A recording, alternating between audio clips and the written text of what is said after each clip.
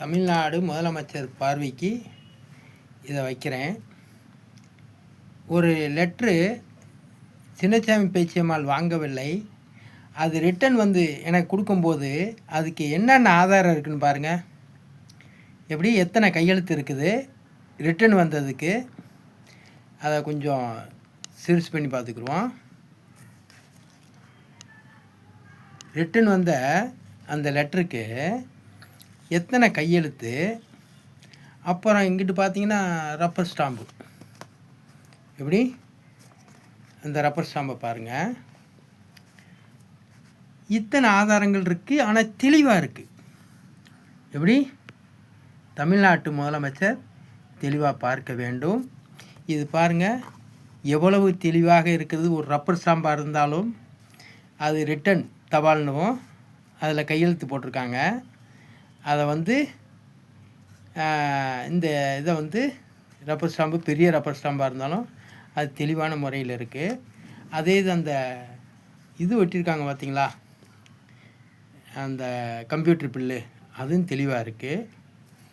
அதே மாதிரி நான் வந்து இந்த லெட்டரை அனுப்பும்போது அந்ததும் எவ்வளோ தெளிவாக இருக்குதுன்னு பாருங்கள்.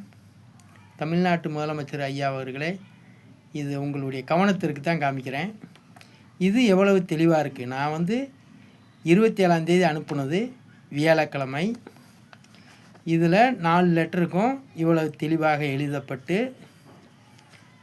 அது பிரிண்ட் பண்ணப்பட்டு அது என் கையில் கொடுத்தாங்க.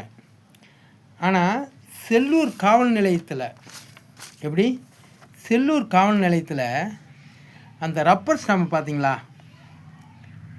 பட்டும் படாமல் செல்லூர் காவல் நிலையம் அவங்களுக்கு நான் லெட்ரு அனுப்பினபோது அந்த லெட்டரில் தெளிவாக செல்லூர் ஆய்வாளர் 2 அப்படின்னு எழுதியிருக்கேன்.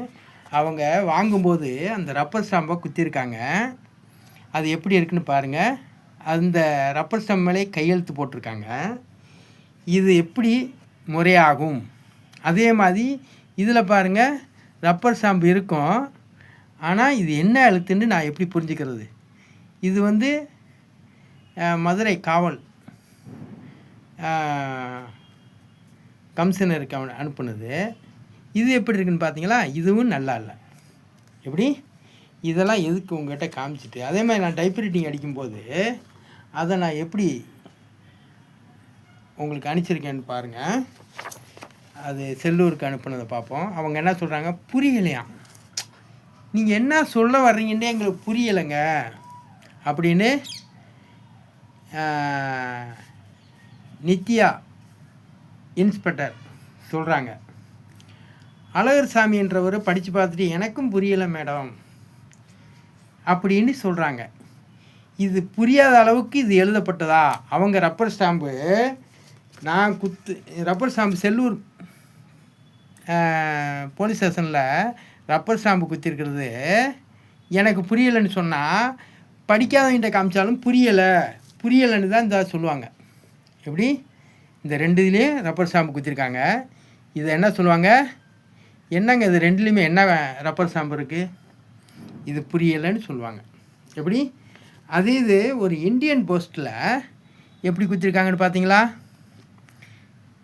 ரப்பர் ஸ்டாம்பு தானே. அப்போ இதை சீர்திருத்தம் பண்ண வேண்டும். அதுபோக லெட்டரை வாங்கிட்டீங்களா, செல்லூர் காவல் நிலையம் வந்து லெட்டரை கையெழுத்து போட்டு வாங்கியிருக்கீங்க. அதில் என்னுடைய நம்பர் இருக்குது, என்னுடைய ஜெயபாண்டியுடைய நம்பரு. ஃபோன் பண்ணி ஜெயபாண்டி உன் நம்பரை பெற்றுக்கொண்டோம்,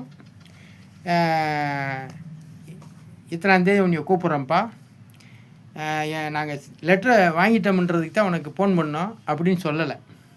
நான் இன்றைக்கி திங்கக்கிழமை 1ஆந்தேதி போய்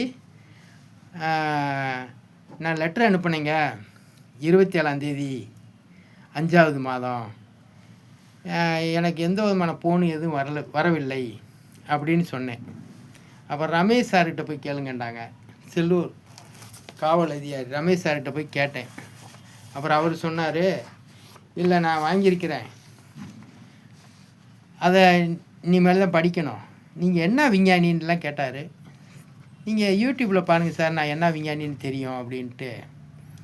அப்புறம் இன்ஸ்பெக்டர் வர 2 நாள் ஆகும். நாளைக்கு இல்லை நாளை கழிச்சு, இன்றைக்கி 21ஆந்தேதி இப்போ கேட்டேன், இது 1ஆந்தேதி திங்கக்கிழமை கேட்டேன். இன்றைக்கி நாளைக்கு உனக்கு ஃபோன் பண்ணுறோம். அப்போனா நான் லீவ் போட்டுமா சார் அப்படின்னா, லீவுலாம் போடாத சார், நான் கட்டட தொழில் வேலை பார்க்குறேன். நீங்கள் திருதுப்புன்னு கூப்பிட்டோடனே நான் வந்துட்டேனாக்கா அப்புறம் அந்த கொத்தனாருக்கு அந்த கலவை இதெல்லாம் கிண்டி கொடுக்கணும் இல்லையா, அப்புறம் அவங்க கடைசி வரைக்கும் இருந்துட்டு தான் போகணும்னு சொல்லுவாங்க. நீங்கள் லீவ் போட சொன்னால் லீவ் போட்டுறேன் சார்னே. இல்லை லீவெலாம் போட வேணாம், நாங்கள் கூப்பிடுவோம் அப்படின்ட்டாரு. சரி, அவங்க சொல்லுக்கு மரியாதை கொடுக்கணும். சரிங்க சார், நீங்கள் கூப்பிடுங்க, நீங்கள் கூப்பிடும்போது நான் மறுநாள் கூட வந்துடுறேன், வர முடியலனாலும். அதே மாதிரி ஆப்புநாட்டுக்கும் பதில் சொல்லிடுங்க. நான் 40 வருஷம் அந்த வீடை வச்சுருக்கேன். சின்னசாமி பேச்சியம்மா வந்து அந்த வீட்டை நான் இப்போ எப்படி கேஸ் கொடுத்தேன், இது மாதிரி நான் தருமபுரியில் இருக்கும்போது, எங்கள் அக்கா தோரங்குறிச்சியில் இருக்கும்போது, இங்கே வாங்க ஜெயப்பாண்டி சுந்தரக்கனி வந்து சின்னசாமி பேச்சியம்மா விட்ட ஒத்தி வச்சுட்டு, நீங்கள் 20 வருஷம் ஒத்தி வச்சுட்டு நீங்கள் வந்து வெளியூரில் போயிருக்கீங்களா, வாங்க வந்து ஸ்டேஷனில் வந்து எழுதி கொடுத்துட்டு போங்க, என் பேரில் இருக்குது பத்திரம் அப்படின்னு சொல்லி என்னை கூப்பிட்ருக்கலாம். ஆனால் ஜெயப்பாண்டிக்கு சிறையில் இருக்கும்போதில் என்கிட்ட வந்து சொல்லவும் இல்லை. அப்போ 45 வருஷம் நான் வச்சுருக்கிறேன், அந்த வீட்டை பயன்படுத்திக்கிருக்கோம். அவங்களுக்கு உரிமை இருக்குன்னா எங்களை 45 வருஷம் அங்கே குடியிருக்க விடுவாங்களா? அப்போ எங்கள் மேலே இப்படி ஒரு பெட்டிஷன் கொடுத்து அதன் அடிப்படையில் எங்களை வெளியேற்றிருக்கணும்.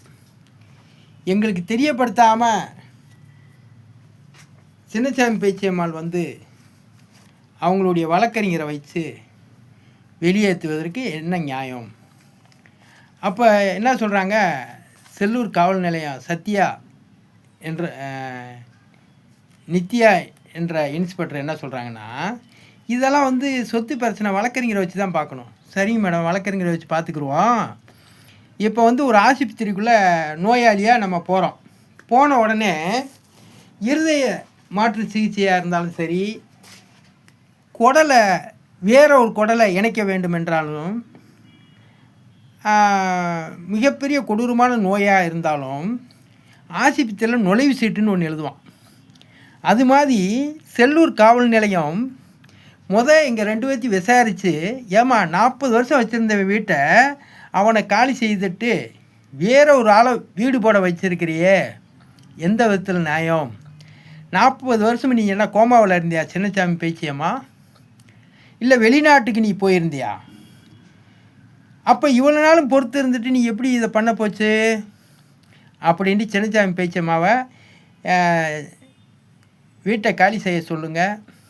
ஜெயப்பாண்டி 40 வருஷம் இருந்திருக்கேன், எனக்கு வீட்டை மீட்டி கொடுத்துட்டு சின்னசாமி பேச்சியம்மாவை நீதிமன்றத்து மூலமாக என் மேல் வழக்கு பதிவு சொல்லுங்கள். நான் 40 வருஷம் வச்சவன் போய் வழக்கறிஞரை பிடிச்சி நீதிமன்றம் போகணுமா, ஸ்டேஷனுக்கு வராமலே?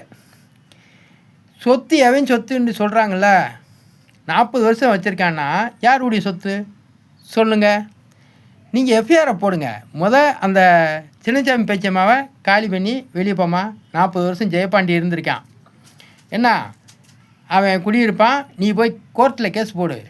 உனக்கு எந்த அடிப்படையில் செல்லும்ன்றதை நிரூபித்து கோர்ட்டு மூலமாக நீ ஜெயப்பாண்டி குடியிருந்த வீட்டுக்குள்ளே நீ நுழையலாம். நீ உன்னுடைய பொருளெல்லாம் எடுத்து வெளியேறு என்று வெளியேற்றி கொடுப்பது செல்லூர் போலீஸ் ஸ்டேஷனுடைய கடமை. அப்படி வெளியேற்றி கொடுத்துட்டு போங்க 2 பேரும் நீதிமன்றம் போங்கன்னு சொல்லலாம். இல்லை செல்லூர் போலீஸ் ஸ்டேஷன் மூலமாக என்னையை வெளியேற்றிருக்கணும், அவங்க குடியேறி இருக்கணும். நன்றி, வணக்கம். அடுத்த டேக்கில் பேசுவோம். PO ஜெயப்பாண்டி, சயின்டிஸ்ட்டு, தமிழ்நாடு முதலமைச்சருக்கு இந்த வீடியோவை பதிவு செய்கிறேன். நன்றி.